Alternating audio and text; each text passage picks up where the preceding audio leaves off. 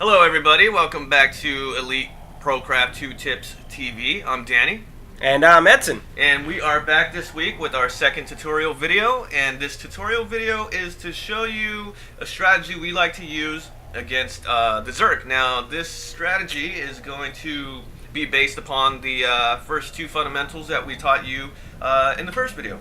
And that's going to be probe penetration and pylon rush. So let's get started here. We're going to go ahead and have all our probes start working on the minerals as per usual. But what we're going to do that's a little bit different is immediately send out one probe to go scout. There's only going to be one spot that the Zerg's going to be in, so he's going to be able to find them relatively easy. Yes, this map is very easy to find. As a matter of fact, we just want to get that probe in there, get the early probe penetration, get the minerals going, okay? Now we'll keep building workers here.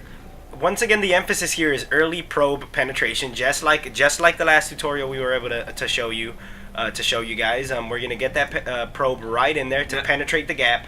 And the reason why you want to penetrate this gap so early is because you want to make sure that there's nobody there watching. You don't want anybody to see you actually enter the base, okay? And so, meanwhile, at our own base, what we're going to do is we're going to build our very first pylon here as early as possible. And we're going to build that at 10 probes. Meanwhile, we're also going to have our, we want our probe to shoot straight across the area just to get in there as soon as possible. As soon as possible. Don't worry about him possibly seeing you, because he won't. It's Zerg. There's nothing out there unless there's an overlord, so you're fine.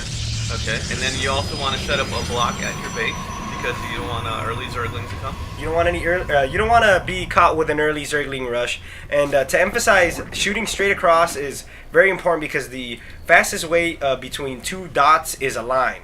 No need to hug the wall here.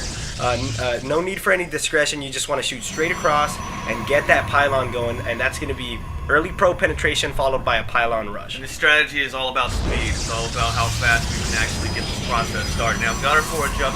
We want to get the forge up early so that we can get going. We didn't actually get the block done, so what we did is just abandon that.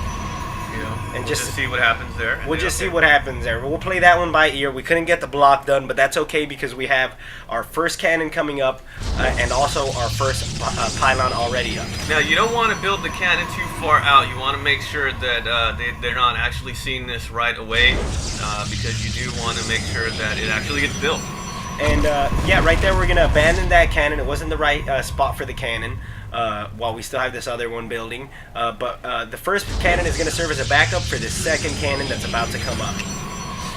Now, at this point, you got our cannon warping in, and we are going to continue to build our cannon across the creek. And he's got his first Zerglings coming up here, but it's not going to be enough. They're going to get promptly destroyed. Meanwhile, we're still collecting only minerals. This is a strategy that we're going to be able to use that's going to use only minerals. Absolutely no Vespene gas will be used during this video. No gas required. Gas is not important. Just minerals.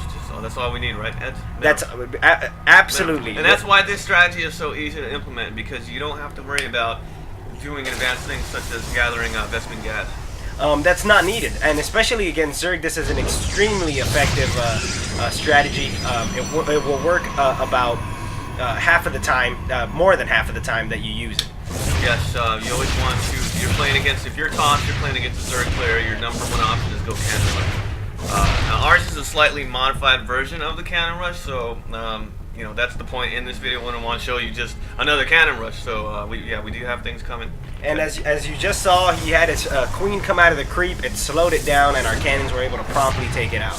And now, 85% of the time, they're going to bring every one of their drones out to attack, and our cannons are just going to be able to take those out relatively easy.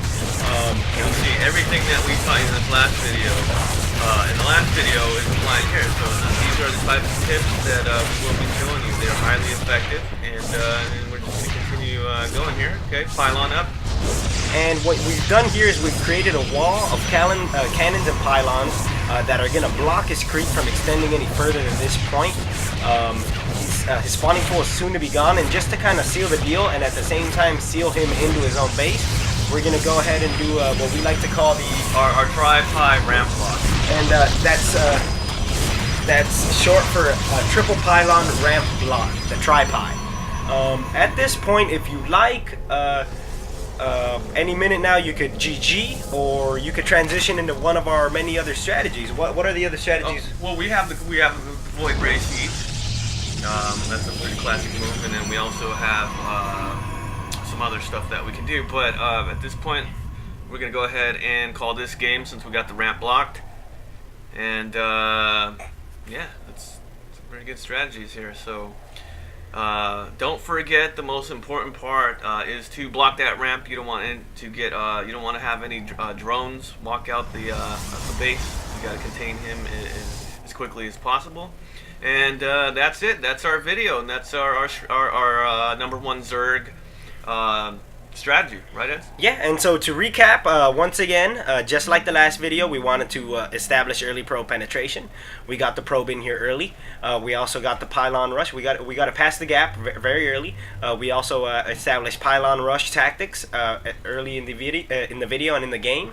And then as we collected only minerals, no Vespene gas at all, we were able to create a cannon wall. We were able to win the game, and that's the bottom line, right, Ed? It's not how you win. It's not how you win. It's that you win, right? Exactly. And with our tips, we're getting you there. Yeah, that will be it for episode 2 here of Elite ProCraft 2 Tips TV. I hope you've enjoyed it. I hope it's been informative to you guys, because it's also been informative to us. And we want to thank you. Please subscribe, and we'll see you next week. We'll see you next week. Thanks, everybody.